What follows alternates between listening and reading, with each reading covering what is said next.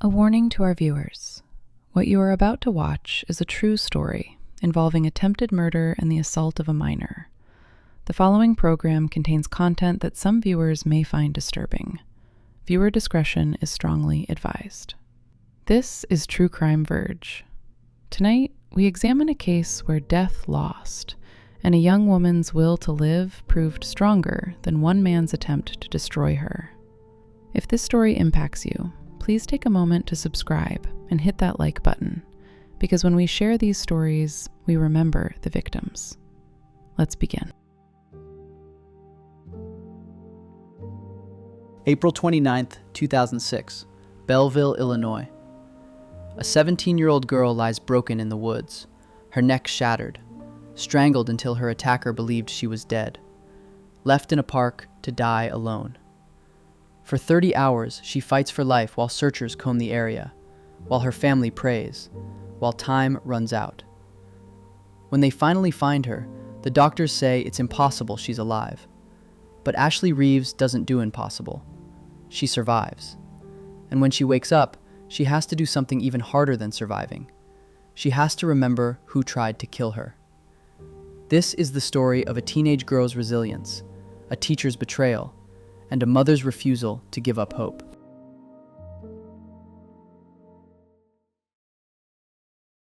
Spring 2006. America was still processing the aftermath of Hurricane Katrina. Social media was in its infancy. MySpace was the platform where teenagers connected. And in small-town Illinois, life moved at a slower pace. Belleville sits just outside St. Louis, Missouri, a working-class community where everybody knows everybody. The kind of place where parents let their teenagers drive around town without fear, where trust wasn't questioned, where danger felt like something that happened somewhere else. But danger doesn't announce itself. Sometimes it wears a familiar face.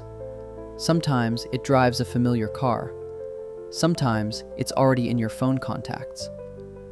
Ashley Reeves was 17 years old in April 2006, a junior at Freeburg Community High School.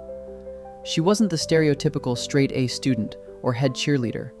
She was real, authentic, the kind of teenager navigating the complicated waters between childhood and adulthood. Those who knew Ashley remember a girl with a bright smile, independent, strong-willed. She had friends, she had dreams, she had her whole life stretching before her.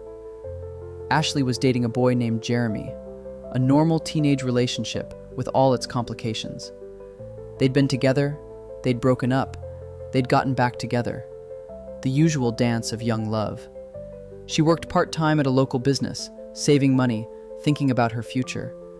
She had a close relationship with her mother, Michelle, the kind of bond that would prove crucial in the days to come. In her free time, Ashley did what teenagers did in 2006. She hung out with friends. She drove around town. She messaged people on MySpace. She was figuring out who she was, who she wanted to be, and she knew a man named Shelton. He was 26 years old. He'd been her teacher at a middle school program years earlier.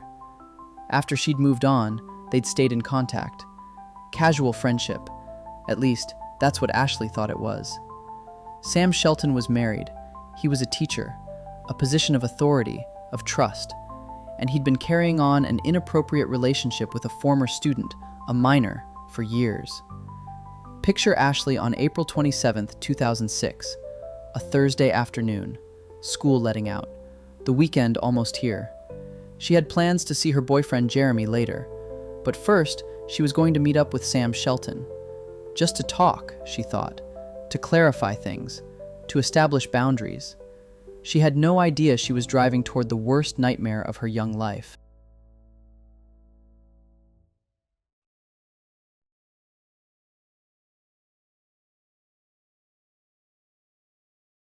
April 27th, 2006. Around 4:30 p.m., Ashley Reeves drives to Laderman Park in Belleville to meet Shelton. It's a public park. She feels safe. This is just a conversation. But Shelton has other plans. The details of what happened in those moments are horrific. Ashley wanted to end whatever complicated relationship had developed between them. She wanted to move forward with her life, with her boyfriend, with her future. Sam Shelton couldn't accept that. In his car, in that park, he attacked her. He strangled her. With his bare hands, he choked the life out of a 17-year-old girl. And when he thought she was dead, he didn't call for help. He didn't panic. He didn't try to revive her. He dragged her body into the woods. He left her there, in the dirt and leaves. And then he drove away. Sam Shelton didn't go home. He didn't panic. He didn't call for help. He went line dancing. That same evening, while Ashley lay dying in the woods with a broken neck, barely breathing, Sam Shelton was at Wild Country Bar in Collinsville. Video surveillance captured him on the dance floor, smiling, line dancing, having the time of his life, as if he hadn't just tried to murder a teenage girl, as if Ashley Reeves wasn't lying broken in the woods, fighting for every breath. But Ashley Reeves wasn't dead. Her body was broken. Her neck was shattered, fractured in multiple places. She couldn't move. She couldn't call for help. She couldn't do anything except fight to stay alive. For 30 hours, Ashley lay in those woods. Through the night, through the next day, unable to move, barely conscious, her body going into shock, hypothermia setting in. Every hour that passed decreased her chances of survival. Every hour brought her closer to death. But Ashley's mother, Michelle, knew something was wrong. When Ashley didn't come home on Thursday evening, Michelle Reeves felt that primal maternal instinct that something was terribly wrong. This wasn't like Ashley. She always checked in. She always came home. Even in teenage rebellion, there were limits. There was communication. Michelle called Ashley's phone. No answer. She called Jeremy. He hadn't seen her. She called friends. No one knew where Ashley was. By Friday morning, Michelle was frantic. She reported Ashley missing to the Belleville Police Department. Detectives began the process, talking to friends, talking to Jeremy, tracing Ashley's last known movements. And here's where Michelle's knowledge of her daughter proved crucial. She told police about Sam Shelton, the former teacher, the man Ashley had been in contact with. Police brought Sam Shelton in for questioning. And this is where the case could have ended quickly, where Ashley could have been found in time without question. But Sam Shelton lied. He said he hadn't seen Ashley, said he didn't know where she was, said he had nothing to do with her disappearance. Hours passed. A full day passed. Ashley was still missing, still lying in those woods, still fighting for life while hypothermia and her injuries pushed her closer to death. Michelle Reeves refused to give up. She organized search parties. She distributed flyers. She pushed police to look harder, to question more people, to find her daughter. Friday turned to Saturday, 30 hours since Ashley disappeared. Detectives brought Sam Shelton in again. This time, they pressed harder. They knew he was lying. They knew he was involved. They just needed him to break. And finally, he did. In the interrogation room, Sam Shelton confessed. He admitted to strangling Ashley. He admitted to leaving her in Laderman Park. He told police where to find her body. Because that's what he thought they'd find. A body. A dead girl. He was wrong. Saturday afternoon, April 29th, 2006. Police and rescue teams rushed to Laderman Park, to the wooded area Sam Shelton had described. They searched through the undergrowth, through the leaves and brush, looking for what they expected to be a recovery operation, not a rescue. And then they found her. Ashley Reeves was alive. Barely. Impossibly. Miraculously. But alive. She was hypothermic, unresponsive, her neck grotesquely swollen and bruised, but her heart was beating. The paramedics who found her couldn't believe it.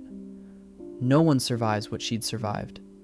No one endures 30 hours with a broken neck in the elements and lives. Ashley was rushed to St. Elizabeth's Hospital. Doctors worked frantically to stabilize her. The injuries were catastrophic. Her neck was broken in multiple places. The strangulation had caused massive trauma. She'd been without proper medical care for 30 hours.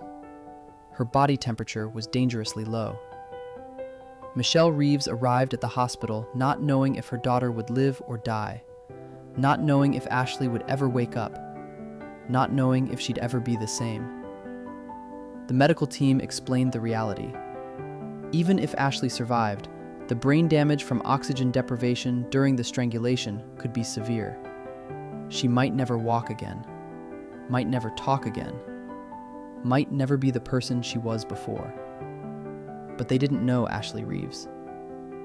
Days passed. Ashley remained in critical condition. And then, slowly, impossibly, she began to wake up. She couldn't speak. The damage to her throat made communication nearly impossible.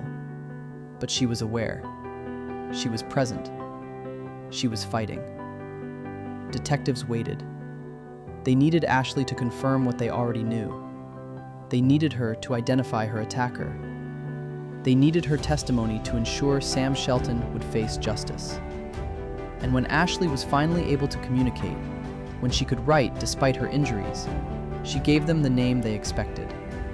Sam Shelton, her former teacher, the man she'd trusted, the man who'd tried to murder her. Sam Shelton was arrested and charged with attempted first-degree murder and aggravated battery.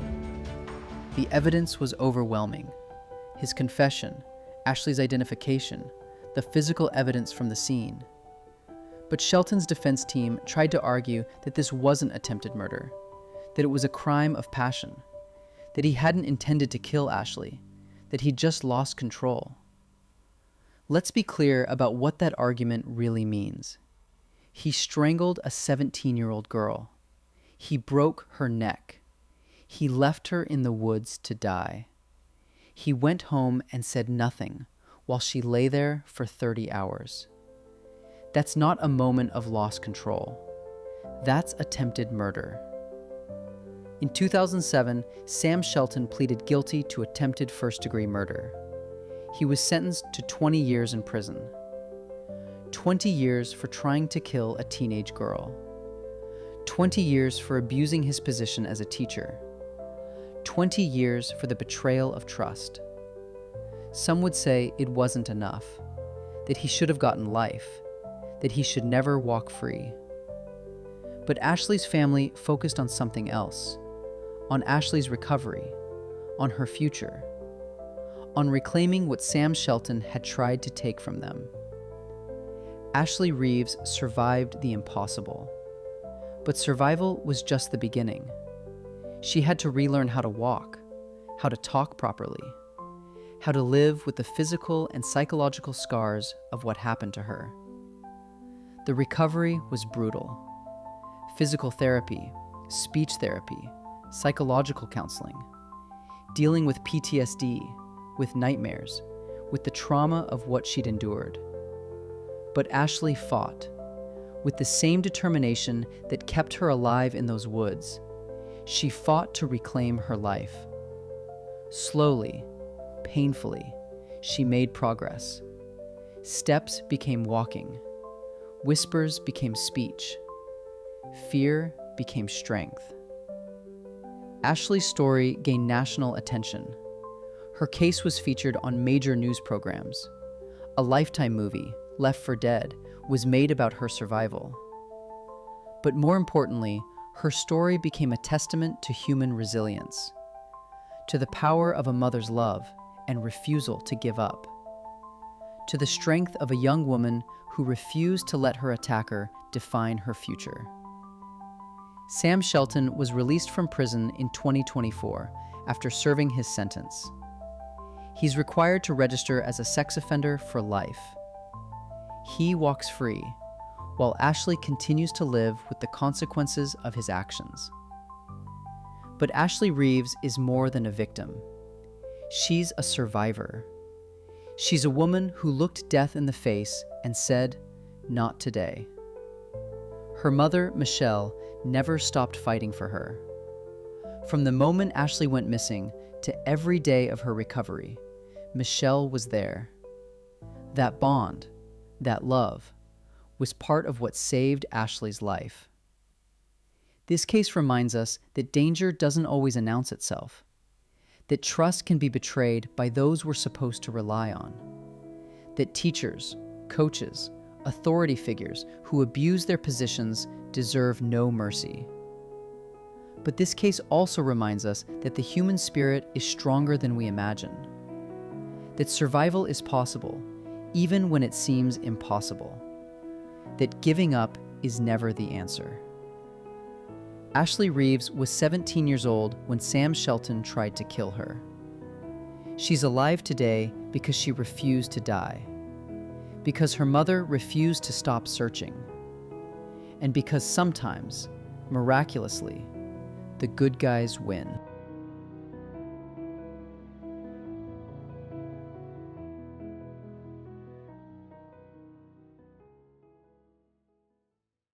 Thank you for watching True Crime Verge. If these stories matter to you, please subscribe, like this video, and share it with someone who needs to hear Ashley's story of survival. If you or someone you know is in an unsafe relationship, please reach out.